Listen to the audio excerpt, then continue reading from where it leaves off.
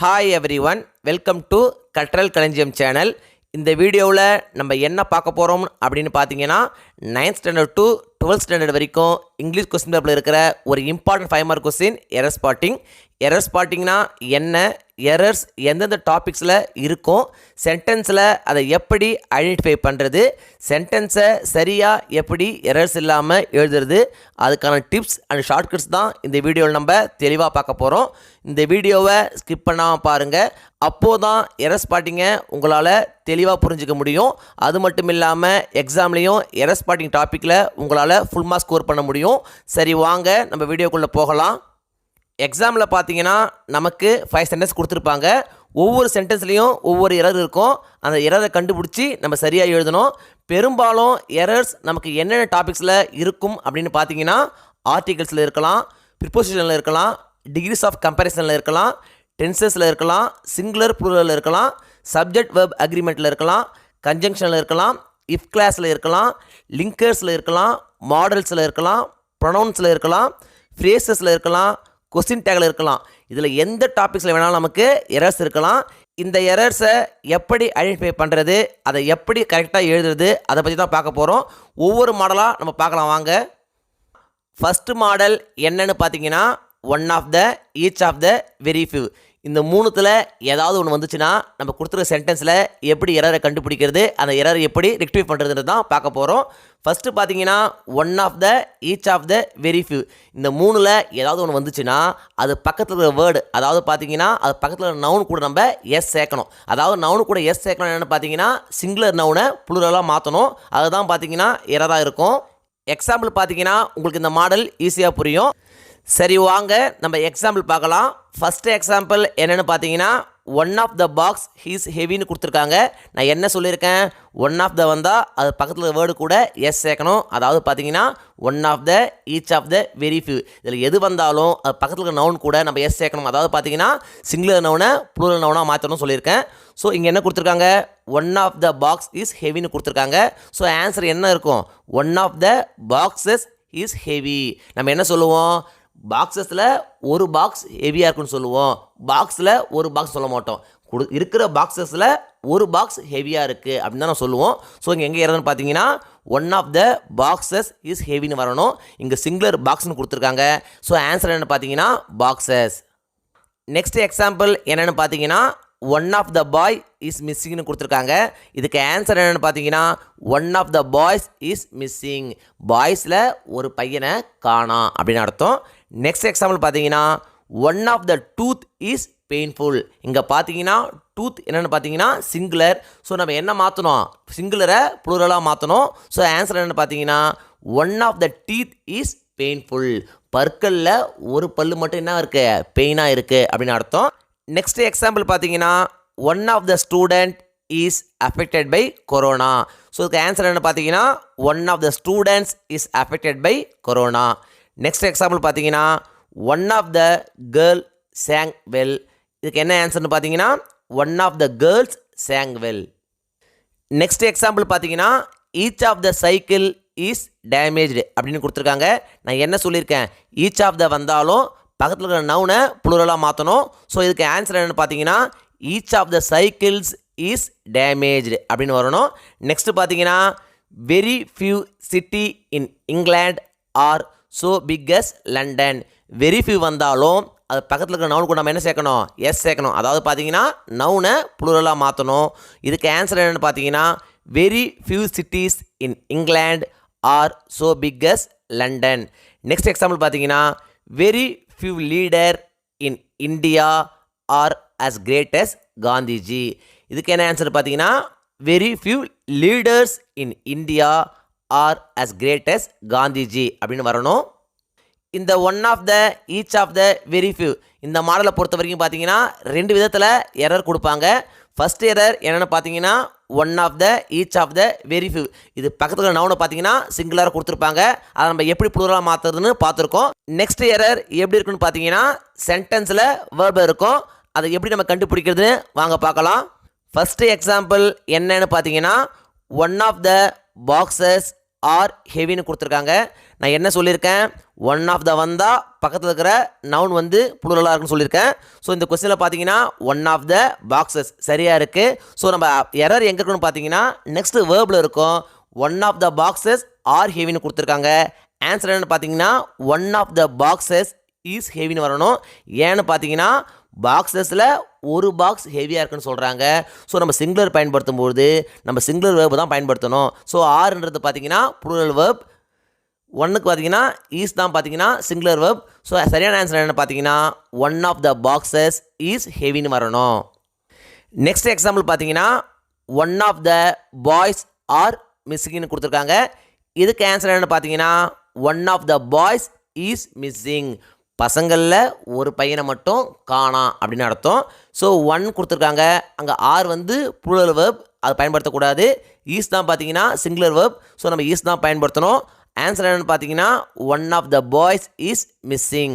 Next example பார்த்தீங்கன்னா one of the students are affected by corona. Answer என்னென்னு பார்த்தீங்கன்னா one of the students is affected by corona. Next example பார்த்தீங்கன்னா each of the cycles are damaged. இங்கே பார்த்தீங்கன்னா each of த வந்திருக்கு, அது பக்கத்தில் இருக்கிற நவுன் சைக்கிள் பார்த்தீங்கன்னா ப்ளூரல் தான் வந்திருக்கு. ஸோ ஆர் கொடுத்துருக்காங்க, நம்ம என்ன பார்க்கணும்னு பார்த்தீங்கன்னா ஈஸ் அப்படின்னு மாற்றணும். ஏன்னு பார்த்தீங்கன்னா ஈச் சைக்கிளில் ஒவ்வொரு சைக்கிளும் டேமேஜ் ஆகிருக்கு அப்படின்னு அர்த்தம். இங்கே ஈச் எடுத்து பார்த்தீங்கன்னா சிங்குலர் தான். ஸோ நம்ம என்ன பயன்படுத்தணும், சிங்குலர் வேர்ப் தான் பயன்படுத்தணும். Each of the cycles is damage, இதுதான் கரெக்டு. ஆர் பார்த்தீங்கன்னா ப்ளூரல் வேர்ப். ஸோ நம்ம அதை பயன்படுத்தக்கூடாது. சரியான ஆன்சர் என்ன பார்த்தீங்கன்னா each of the cycles is damaged.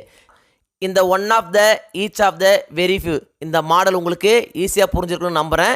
எப்படின்னு பார்த்தீங்கன்னா one of the each of the very few இதில் பார்த்தீங்கன்னா ஃபஸ்ட் எரர் எங்கே இருக்குன்னு பார்த்தீங்கன்னா one of the each of the very few பக்கத்தில் இருக்கிற நவுனில் இருக்கும். நெக்ஸ்ட் எரர் எப்படி எதில் இருக்குன்னு பார்த்தீங்கன்னா சப்ஜெக்ட் வேர்ப் அக்ரிமெண்ட்டில் இருக்கும். சப்ஜெக்ட்டுக்கு ஏற்ற வேர்ப் இருக்காது. அதாவது பார்த்தீங்கன்னா சிங்குலர் சப்ஜெக்டாக இருந்தாக்கா சிங்குலர் வேர்ப் இருக்கணும், ப்ளூரல் சப்ஜெக்டாக இருந்தாக்கா ப்ளூரல் வேர்ப் இருக்கணும். ஸோ அதையும் நீங்கள் பார்த்துங்க. இந்த மாடல் உங்களுக்கு புரிஞ்சிருக்குன்னு நம்புகிறேன். நம்ம நெக்ஸ்ட் மாடலுக்கு போகலாம் வாங்க. நெக்ஸ்ட் மாடல் என்னென்னு பார்த்தீங்கன்னா கம்பேரிட்டிவ் டிகிரி. கம்பேரிட்டிவ் டிகிரினா என்னென்னு பார்த்தீங்கன்னா கம்பேர் பண்ணுறது. நம்ம கம்பேரிட்டிவ் டிகிரிக்கு என்ன வேர்டை பயன்படுத்துவோம், தென் பயன்படுத்துவோம். தென் எதுக்கு நம்ம பயன்படுத்துவோம், யூஸ்டு ஃபார் கம்பேரிசன்ஸ். தென்ன்ற வேர்டை வந்து கம்பேர் பண்ணுறதுக்காக பயன்படுத்துவோம். எக்ஸாம்பிள் பார்த்தா உங்களுக்கு புரியும். First example Rani is taller than Vani.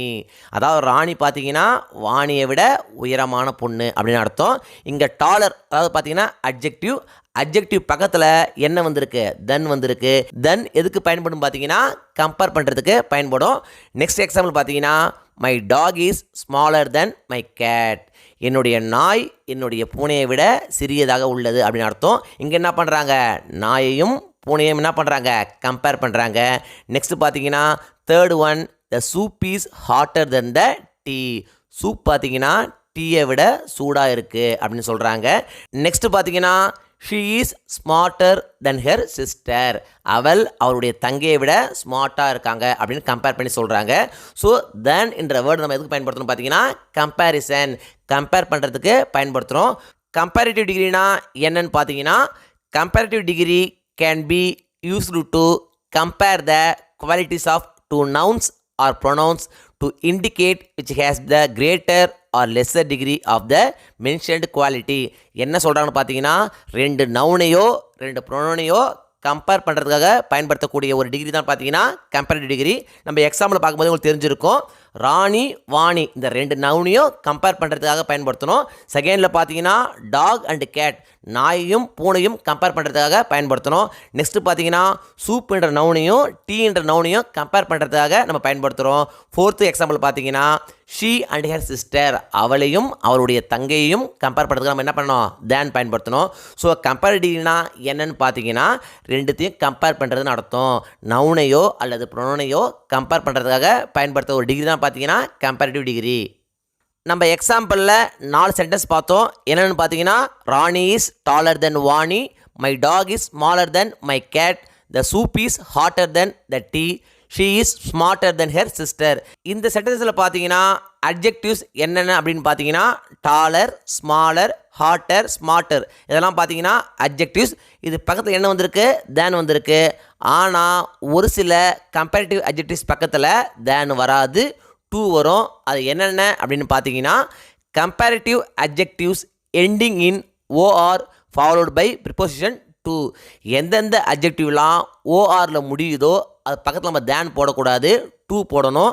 Example பார்த்தீங்கன்னா elder, junior, senior, prefer, inferior, superior.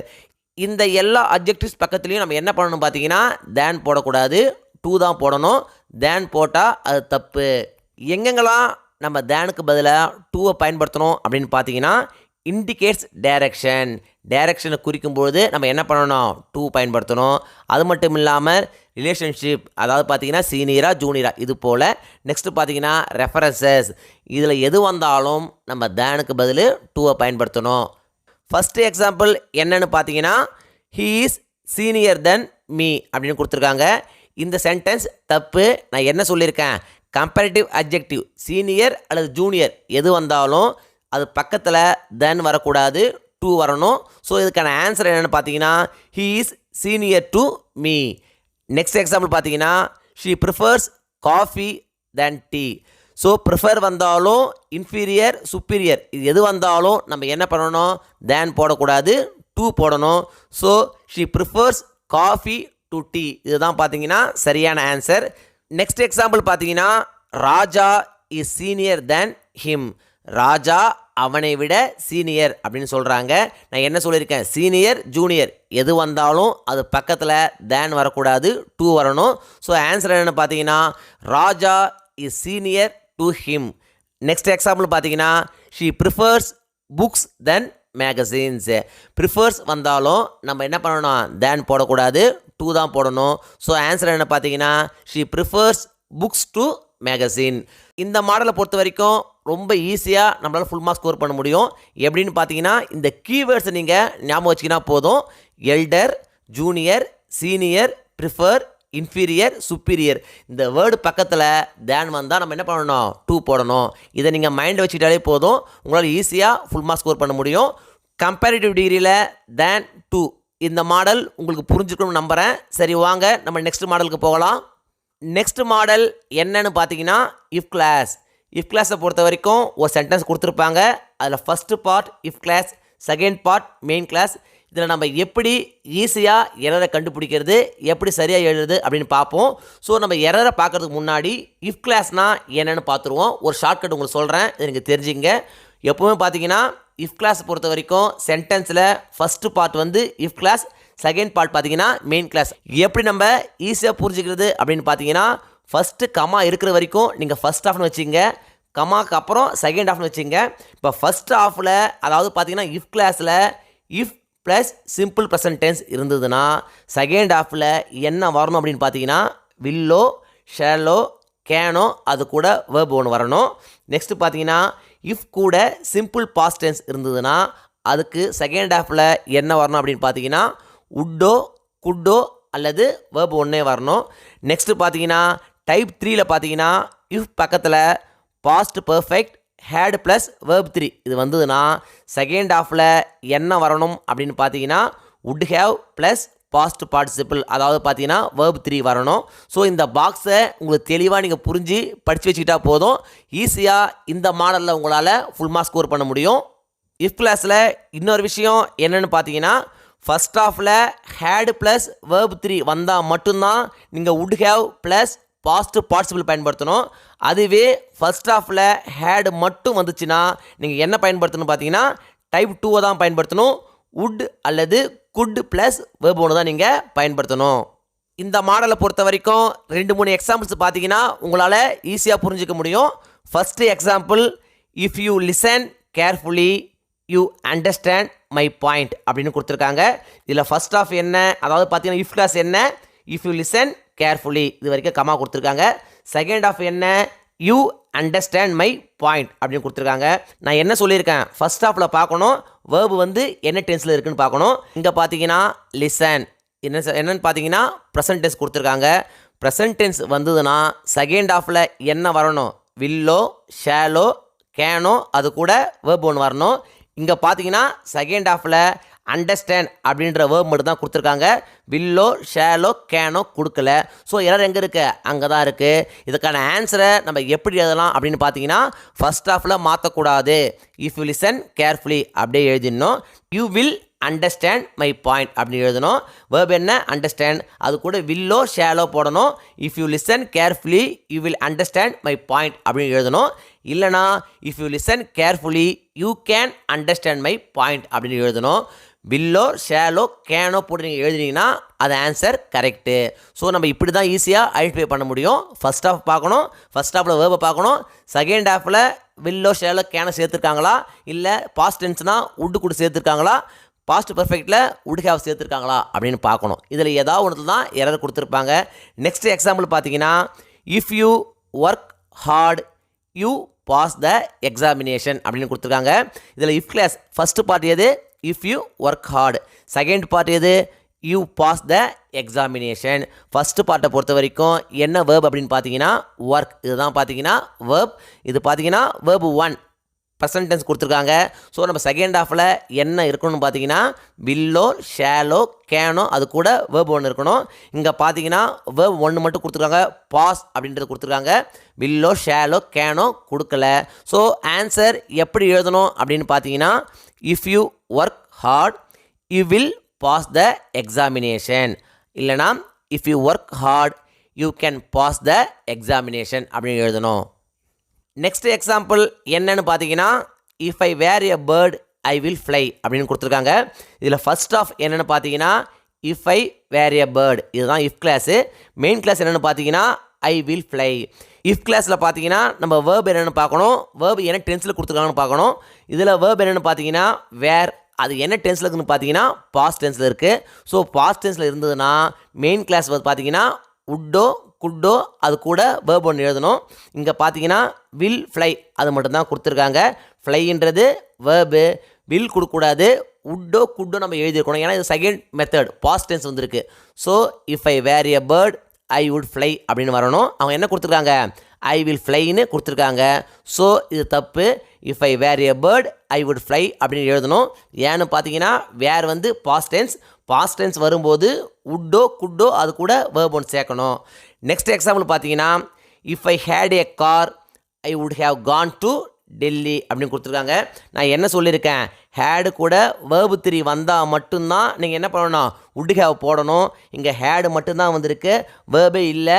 இங்கே நம்ம ஹேடை வந்து வேர்பாக கன்சிடர் பண்ணணும். ஸோ ஹேடு மட்டும் வந்துச்சுன்னா நம்ம செகண்ட் டைப் தான் யூஸ் பண்ணணும். அதாவது பார்த்தீங்கன்னா சிம்பிள் பாஸ்ட் அப்படின்னு கன்சிடர் பண்ணி உட்டோ குட்டோ அது கூட வேர்ப் 1 சேர்க்கணும். இதுக்கு ஆன்சர் என்னென்னு பார்த்தீங்கன்னா if I had a car I would go to Delhi அப்படின்னு வரணும்.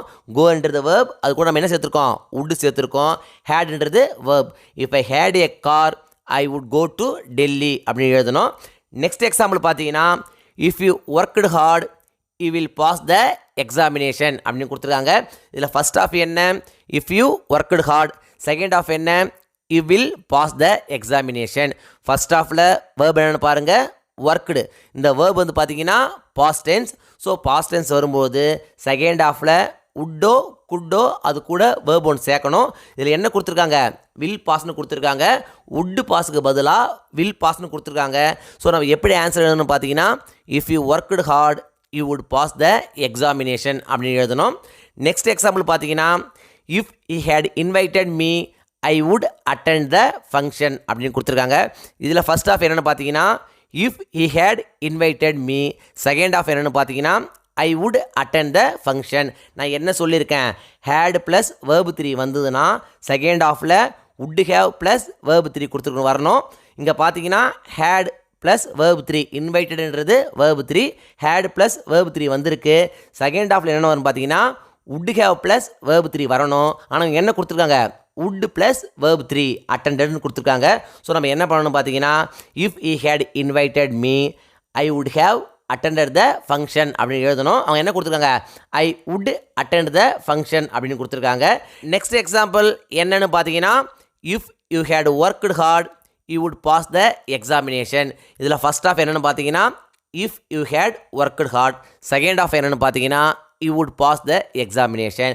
ஃபர்ஸ்ட் ஆஃப்ல என்ன பார்க்கணும்? ஃபஸ்ட்டு வேர்பு பார்க்கணும். வேர்பு என்னென்னு பார்த்தீங்கன்னா ஒர்க்குடு, அது கூட என்ன கொடுத்துருக்காங்க? ஹேடு கொடுத்துருக்காங்க. So past perfect. Had plus verb 3 வந்ததுன்னா நம்ம செகண்ட் ஆஃப்ல என்ன பண்ணணும்னா would have plus past participle, அதாவது வேர்பு 3 கொடுக்கணும். ஸோ நம்ம என்ன கொடுத்துருக்காங்க? வுட்டு பாஸ் மட்டும் கொடுத்துருக்காங்க, வேர்பு 3 கொடுக்கல. ஸோ என்ன பண்ணணும் பார்த்தீங்கன்னா இதுக்கு ஆன்சர் எப்படி எழுதணும்னா if you had worked hard you would have passed the examination. நல்லா ஞாபகம் வச்சுங்க. பாஸ்ட் பர்ஃபெக்ட், அதாவது பார்த்தீங்கன்னா ஹேடு ப்ளஸ் வேர்பு 3 வரும்போது செகண்ட் ஆஃபில் வுட் ஹேவ் ப்ளஸ் வேர்பு 3 தான் பயன்படுத்தணும். சிம்பிள் ப்ரெசன்ட், சிம்பிள் பாஸ்ட், இந்த ரெண்டுத்துக்கு மட்டும் தான் என்ன பண்ணணும்? நீங்கள் வேர்பு 1 பயன்படுத்தணும். பாஸ்ட் பர்ஃபெக்ட்டுக்கு நீங்கள் வேர்பு 3 பயன்படுத்தணும். ரொம்ப ஞாபகம் வச்சுங்க. எரர் ஸ்பாட்டிங்கை பொறுத்த வரைக்கும் நீங்களே ஒரு சில சென்டென்ஸை எழுதி நான் சொல்லியிருக்கிற இந்த டிப்ஸ்லாம் ஞாபகம் வச்சுக்கிட்டு அந்த டிப்ஸை நீங்கள் சென்டென்ஸில் சரியாக எழுதும்பொழுது தான் உங்களால் ஆன்சரை சரியாக எழுத முடியும். எரர் ஸ்பாட்டிங்கில் இந்த 3 மாடலும் உங்களுக்கு தெளிவாக புரிஞ்சிருக்குன்னு நினைக்கிறேன். வேறு மாடலை அடுத்த வீடியோவில் நம்ம தெளிவாக பார்க்கலாம். இந்த வீடியோ நிச்சயம் உங்களுக்கு யூஸ்ஃபுல்லாக இருந்திருக்கும்னு நம்புகிறேன். இந்த வீடியோ உங்களுக்கு பிடிச்சிருந்தா லைக் பண்ணுங்கள், கமெண்ட் பண்ணுங்கள், மறக்காமல் உங்கள் ஃப்ரெண்ட்ஸுக்கும் ஷேர் பண்ணுங்கள். வேறு ஏதாவது டாபிக்ஸில் உங்களுக்கு வீடியோஸ் தேவைப்பட்டாலும் கமெண்ட் பாக்ஸில் போடுங்க. தேங்க்யூ. தேங்க்ஸ் ஃபார் வாட்சிங் my channel. See you in the next video.